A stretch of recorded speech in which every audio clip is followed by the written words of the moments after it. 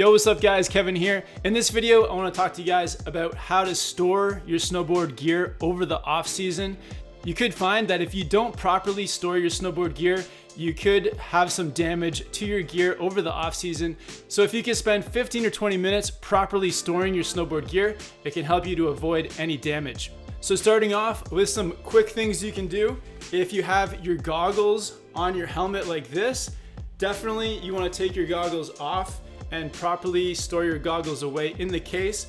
If you have them on your helmet over the entire off season, then you can actually damage the foam on the inside and you can also wear out the band.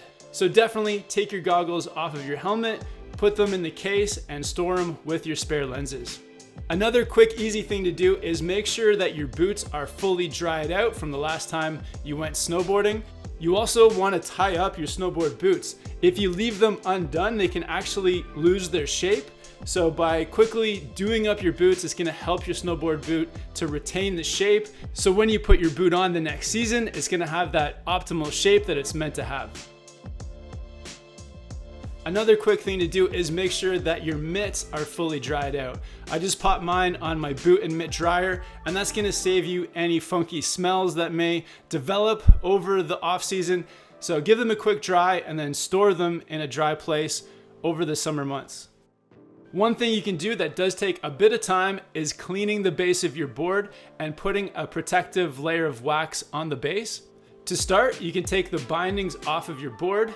I also highly recommend doing up your bindings. By doing up your bindings, you're going to avoid a weak spot that could be created by having your bindings hanging open all season.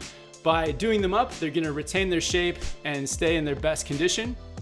You also want to give the base of your board a quick clean. An easy way to clean it is to actually get your scraper and run your scraper across the base of your board from tip to tail.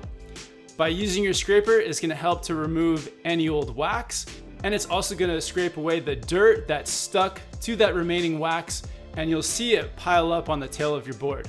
After scraping, you can use something like a Scotch-Brite pad to brush away the remaining dirt. It is amazing how much dirt you can actually rub off of the base of your board. Once your base is clean, you can use whatever wax you have to put a layer of wax on the base of your board. I like to use an all-temp wax just to have my bases covered for when the season comes around for opening day.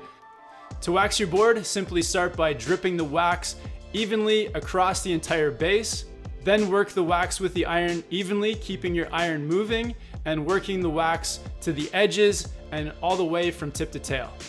Make sure that when you're using your iron, you only have it plugged in when you're using it, and make sure to unplug your iron as soon as you're done. Awesome guys, so I hope you found this video helpful. If you have any questions, leave them for me down in the comments. And if you found this video useful, make sure to like and subscribe. Thanks again for watching, and I'll see you in the next one soon.